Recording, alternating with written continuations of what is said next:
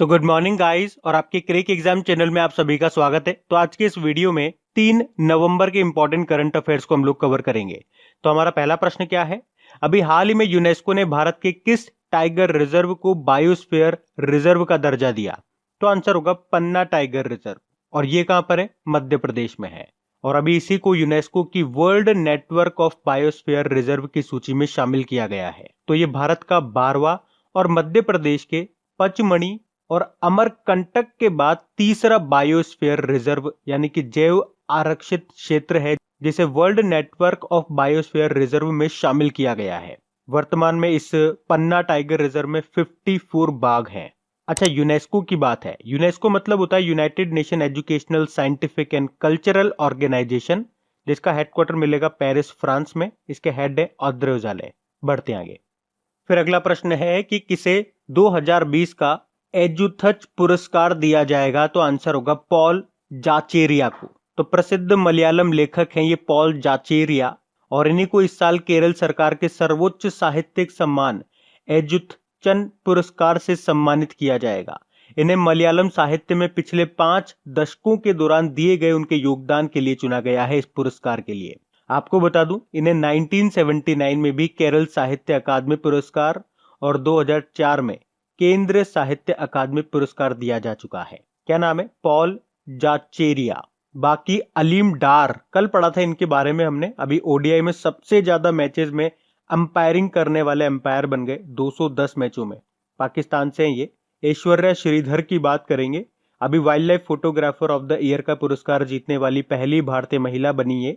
और doctor Satish Mishra, doctor Tulsidas चुग पुरस्कार 2020 जीता इन्होंने। तो ये याद रखना। बढ़ते आगे। और हाँ गाइज, आगे बढ़ने से पहले बता दूं, नवंबर मंथ स्टार्ट हो चुका है। तो अक्टूबर मंथ, उसमें जितने भी इंपॉर्टेंट डेज हम लोगों ने पढ़े हैं विद थीम, मैंने उसका ऑडियो तैयार कर दिया। तो अगर वो ऑडियो आपने अभी तक नहीं सुना है इंपॉर्टेंट डेज का, जिसमें सारे इंपॉर्टेंट डेज आपको अक्टूबर मंथ के मिलेंगे, तो वो सुन लीजिएगा। लिंक आपको नीचे डिस्क्रिप्शन में मिल जाएगा और नीचे कमेंट बॉक्स में भी मैं लिंक को डाल दूंगा। और अगर खबरी एप्लीकेशन में आपने मुझे फॉलो कर रखा होगा, साथ में नोटिफिकेशन बेल को प्रेस कर रखा होगा, तो आपको अब तक नोटिफिकेशन मिल चुका होगा। नहीं मिला है तो लिंक पे क्लिक करके आप सुन लीजिएगा। अभी हम बढ़ते हैं आगे। फिर अगला प्रश्न है, हाल ही में किसने एलेक्सिस वेस्टाइन इंटरनेशनल में गोल्ड जीता है? तो आंसर होगा अमित पंघाल, संजीत और आशीष कुमार ने, यानी कि इन तीनों ने। तो अभी भारतीय मुक्केबाज अमित पंघाल, संजीत और आशीष कुमार ने फ्रांस के नांतेस में आयोजित एलेक्सिस वेस्टाइन इंटरनेशनल बॉक्सिंग टूर्नामेंट में गोल्ड मेडल जीता है। और आपको बता दूं, ये लॉकडाउन के बाद पहला इंटरनेशनल टूर्नामेंट है जिसमें भारतीय मुक्केबाजों ने हिस्सा भी लिया और गोल्ड भी जीता। तो इन तीनों के नाम याद रखना। और किस टूर्नामेंट में, ये भी याद रखना, फ्रांस में हुआ ये एलेक्सिस वेस्टाइन इंटरनेशनल बॉक्सिंग टूर्नामेंट। बढ़ते हैं आगे। फिर अगला प्रश्न है, जम्मू कश्मीर के चुनाव आयुक्त के रूप में अभी किसे नियुक्त किया गया? तो आंसर होगा के शर्मा को। देखो, एक्चुअली अभी तक ये के शर्मा है ना, जम्मू कश्मीर के जो लेफ्टिनेंट गवर्नर हैं मनोज सिन्हा, उनके सलाहकार थे। लेकिन अभी उन्होंने सलाहकार पद से इस्तीफा दे दिया था और अभी उन्हीं को जम्मू कश्मीर का चुनाव आयुक्त नियुक्त किया गया है।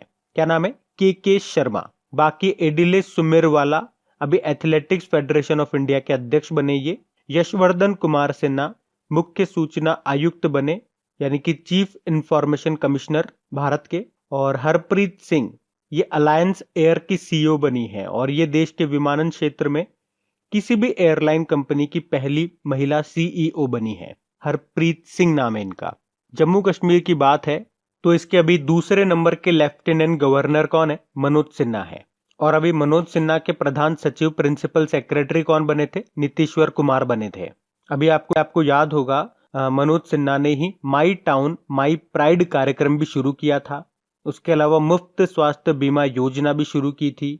अभी इन्होंने ही जम्मू कश्मीर प्रशासनिक सेवा अधिकारियों के लिए ऑनलाइन पोर्टल स्पैरो नाम से उसको लॉन्च भी किया था, सरकारी कामकाज में पारदर्शिता लाने के लिए। अभी आपको याद होगा, जम्मू कश्मीर के कश्मीरी केसर को जीआई टैग भी मिला था। अच्छा, जम्मू कश्मीर हाईकोर्ट की चीफ जस्टिस का नाम क्या है? गीता मित्तल है, और ये जम्मू कश्मीर की पहली महिला चीफ जस्टिस है। उसके अलावा मैं आपको बताऊं तो अभी जम्मू में जो सिटी चौक है उसका नाम बदल करके भारत माता चौक कर दिया गया था।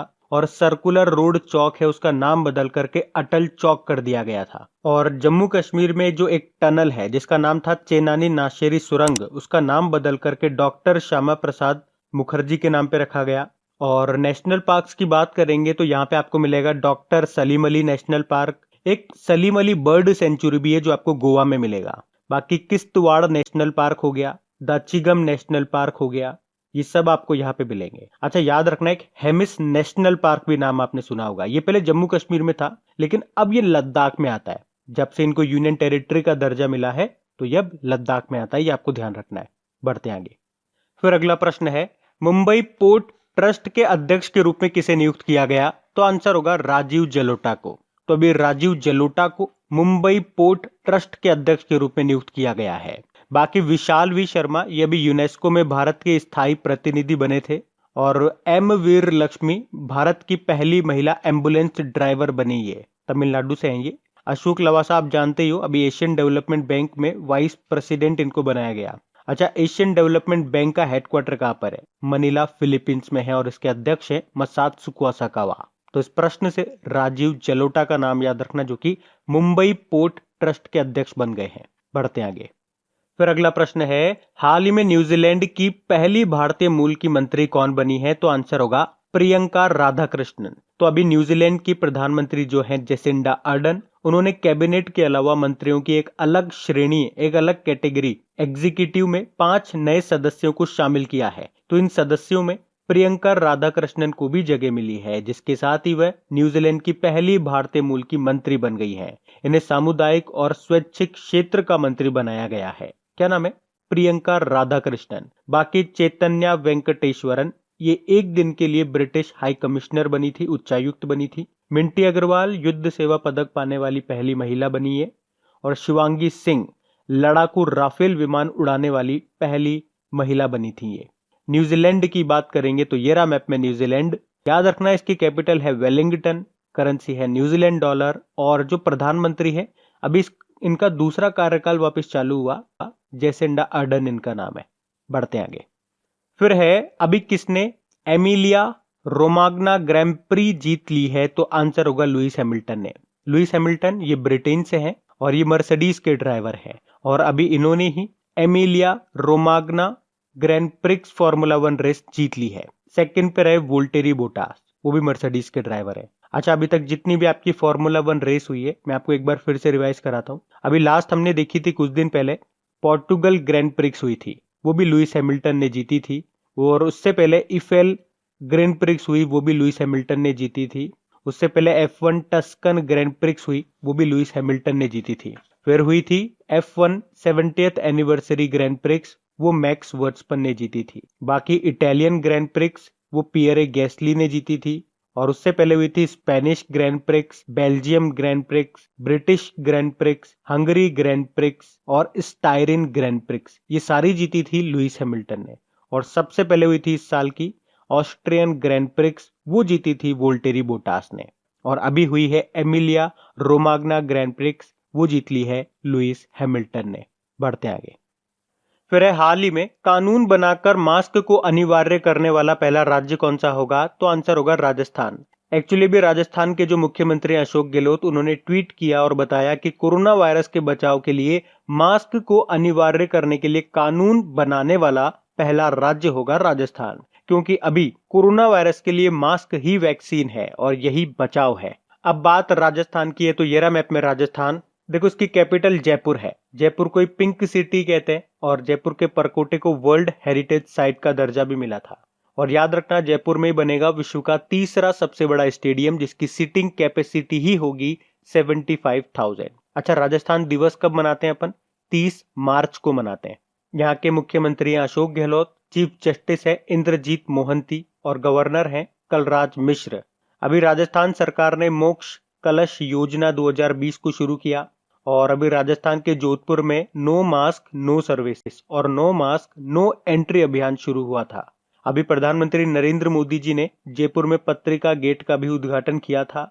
और राजस्थान ने वन स्टॉप शॉप योजना शुरू की थी। उसके अलावा प्योर फॉर श्योर अभियान भी शुरू किया था, दूध और डेयरी प्रोडक्ट की शुद्धता सुनिश्चित करने के लिए। उसके अलावा इंदिरा रसोई योजना भी शुरू हुई थी राजस्थान में ही, जिसमें गरीबों को 8 रुपए में खाना दिया जाएगा। और राजस्थान में ऑपरेशन डेजर्ट चेस भी शुरू किया गया था। उसके अलावा लॉकडाउन के समय ई पास जारी करने के लिए राजकॉप सिटीजन एप्लीकेशन लॉन्च किया था। Smile e learning platform launch किया था। और आयु एवं सेहत साथी एप्लीकेशन को भी लॉन्च किया था। उसके अलावा याद रखना, स्वास्थ्य मित्र नियुक्त किए गए थे राजस्थान में, जबकि किसान मित्र नियुक्त किए गए थे हरियाणा में। बाकी आप जानते ही हो, जैव ईंधन नीति को लागू करने वाला पहला राज्य आपका राजस्थान ही है। यहाँ पे आपको 3 टाइगर रिजर्व मिल जाएंगे, Sariska tiger reserve, Ranthambore tiger reserve और मुकुंदरा हिल्स। तो याद रखना, बढ़ते हैं आगे। और गाइज, अगर वीडियो आपको अच्छा लग रहा है तो प्लीज इसे लाइक करते हुए चलना। देखिए आप लोगों ने अभी लाइक किया है या नहीं किया है। नहीं किया है तो अभी इसको लाइक कर दीजिए, लास्ट तक आप लोग भूल जाओगे मैं कह रहा हूँ। और हाँ, इसे शेयर भी जरूर कर देना अपने दोस्तों के साथ में। और अगर आप में से कोई स्टूडेंट इस चैनल को फर्स्ट टाइम देख रहा है तो आप इस चैनल को सब्सक्राइब कर सकते हैं। सब्सक्राइब करने के बाद में पास में बेल आइकन को जरूर प्रेस कीजिएगा, ताकि आगे के आपको नोटिफिकेशन मिलते रहें, ताकि आपसे कोई भी वीडियो मिस न हो। बेल आइकन को प्रेस करना जरूरी है। चलिए बढ़ते हैं आगे। फिर अगला प्रश्न है, अभी किस भारतीय पहलवान ने सिंगापुर में अपना लगातार तीसरा MMA चैंपियनशिप खिताब जीता? तो आंसर होगा रितु फोगाट ने। तो मिक्स्ड मार्शल आर्ट्स फाइटर बनी भारतीय पहलवान रितु फोगाट ने सिंगापुर में अपना तीसरा MMA चैंपियनशिप का खिताब जीत लिया है। MMA मतलब मिक्स्ड मार्शल आर्ट्स। तो इनका नाम याद रखना, रितु फोगाट ने। बढ़ते हैं आगे। फिर है, हाल ही में किस टाइगर रिजर्व में पहली बार महिलाओं को गाइड के तौर पर नियुक्त किया गया? तो आंसर होगा कॉर्बेट टाइगर रिजर्व। और ये कहां पर है? ये उत्तराखंड में है, कॉर्बेट टाइगर रिजर्व। और यहीं पर पहली बार महिलाओं को गाइड के तौर पर नियुक्त किया गया है। अब उत्तराखंड में है तो ये रहा मैप में उत्तराखंड। देखो, इसकी 2 कैपिटल है। इसकी जो समर कैपिटल है वो तो है गैरसैंण, और जो विंटर कैपिटल है वो है देहरादून। मुख्यमंत्री त्रिवेंद्र सिंह रावत और गवर्नर है बेबी रानी मौर्य। अभी आपको बता दूं, उत्तराखंड सरकार ने एकीकृत आदर्श कृषि ग्राम योजना यानी कि integrated model agriculture village scheme शुरू की। उसके अलावा उत्तराखंड का आसन कंजर्वेशन रिजर्व रामसर साइट में शामिल होने वाली पहली आर्द्र भूमि यानी कि वेटलैंड बन गई। और पिरूल से बिजली उत्पादन करने वाला देश का पहला राज्य भी आपका उत्तराखंड ही है। अभी उत्तराखंड सरकार ने मुख्यमंत्री सौर स्वरोजगार योजना शुरू की। और उत्तराखंड सरकार ने हैव प्योर नेचुरली योर्स पहल शुरू की। उसके अलावा देश का पहला हिम तेंदुआ संरक्षण केंद्र स्नो लेपर्ड कंजर्वेशन सेंटर ये उत्तराखंड के उत्तरकाशी में ही बनेगा। और बेरोजगार युवाओं के लिए अभी उत्तराखंड सरकार ने होप पोर्टल भी लॉन्च किया था। होप मतलब हेल्पिंग आउट पीपल एवरीवेयर। उसके अलावा याद रख सकते हैं आप कि भारत का पहला लाइकेन पार्क ये आपका उत्तराखंड में ही बना है, उत्तराखंड के पिथौरागढ़ के मुनस्यारी में। बाकी जिम कॉर्बेट नेशनल पार्क तो हमने पढ़ ही लिया। ये हमारे देश का सबसे पुराना नेशनल पार्क है, जिसको पहले हैली नेशनल पार्क के नाम से जाना जाता था। और यहीं पे आपको राजाजी टाइगर रिजर्व मिलेगा। उसके अलावा अभी उत्तराखंड सरकार ने दृष्टि पोर्टल लॉन्च किया था, संपर्क दीदी मोबाइल एप्लीकेशन लॉन्च किया था। और देश का दूसरा ट्यूलिप गार्डन याद रखना, ये उत्तराखंड के पिथौरागढ़ में ही बनेगा। पहला तो आपको जम्मू कश्मीर में, जम्मू कश्मीर के श्रीनगर में। और कृषि भूमि को पट्टे यानी कि लीज पर देने वाला पहला राज्य आपका उत्तराखंड ही है। और टिहरी डैम भी कई बार एग्जाम में पूछा जाता है, ये भी आपका उत्तराखंड में है, भागीरथी नदी पे। और भारत का पहला ग्लास फ्लोर सस्पेंशन ब्रिज ये आपका उत्तराखंड के ऋषिकेश में बनेगा, गंगा नदी पे। तो ये भी याद रखना। बढ़ते हैं आगे। फिर है, अभी हाल ही में किस देश ने इच्छा मृत्यु के लिए जनमत संग्रह कराया? तो आंसर होगा न्यूजीलैंड। तो अभी हाल ही में हुए जनमत संग्रह में न्यूजीलैंड के लोगों ने इच्छा मृत्यु को वैध बनाने के लिए मतदान किया है। तो जनमत संग्रह के प्रारंभिक परिणामों से पता चला है कि 65.2% मतदाताओं ने एक कानून के रूप में end of life choice act को लागू करने का समर्थन किया है। तो ये प्रस्तावित कानून उन टर्मिनली इल लोगों को असिस्टेड डाइंग का विकल्प देगा जिनके जीवन में 6 महीने से कम समय शेष है। इसके लिए 2 डॉक्टरों की अनुमति जरूरी होगी। बाकी बात न्यूजीलैंड की है तो हम न्यूजीलैंड को पहले ही देख चुके हैं। अभी हम बढ़ते हैं फिर आगे। फिर है, हाल ही में भारत सरकार ने सब्जियों की कीमतों को नियंत्रित करने के लिए किस सब्जी का आयात करने का निर्णय लिया? तो आंसर होगा आलू, पोटैटो। तो अभी भारत सरकार ने 10 लाख टन आलू आयात करने का प्रस्ताव किया है। आयात यानी कि इंपोर्ट, जिसमें से 30,000 टन भूटान से बिना लाइसेंस के आयात किए जाएंगे। और जो आलू पर आयात शुल्क होगा वो 30% से घटाकर 10% कर दिया गया है। तो भारत में आलू की कीमतों में वृद्धि को नियंत्रित करने के लिए, कंट्रोल करने के लिए ये आयात किया जा रहा है। इसके अलावा केंद्र सरकार ने दीपावली से पहले 25,000 टन प्याज आयात करने की भी योजना बनाई है। तो अब बात करेंगे कल के वीडियो में पूछे गए प्रश्न के उत्तर की। तो कल के वीडियो में आपसे पूछा गया था कि इलेक्ट्रिक वाहन नीति को लागू करने वाला देश का तीसरा राज्य कौन सा बन गया। तो इसका आंसर होगा तेलंगाना। इससे पहले दो कौन कौन से थे, दिल्ली और गुजरात। आप सभी ने प्रश्न का बिल्कुल सही उत्तर दिया है।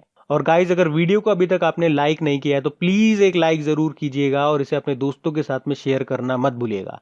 जो भी आपके पास व्हाट्सएप ग्रुप हो, फेसबुक ग्रुप हो, या अपने दोस्तों को जैसे भी आप शेयर कर सकते हैं, प्लीज शेयर जरूर कीजिएगा। और फिर से याद दिला दूं, अक्टूबर मंथ के इंपॉर्टेंट डेज का विद थीम मैंने ऑडियो बना दिया है।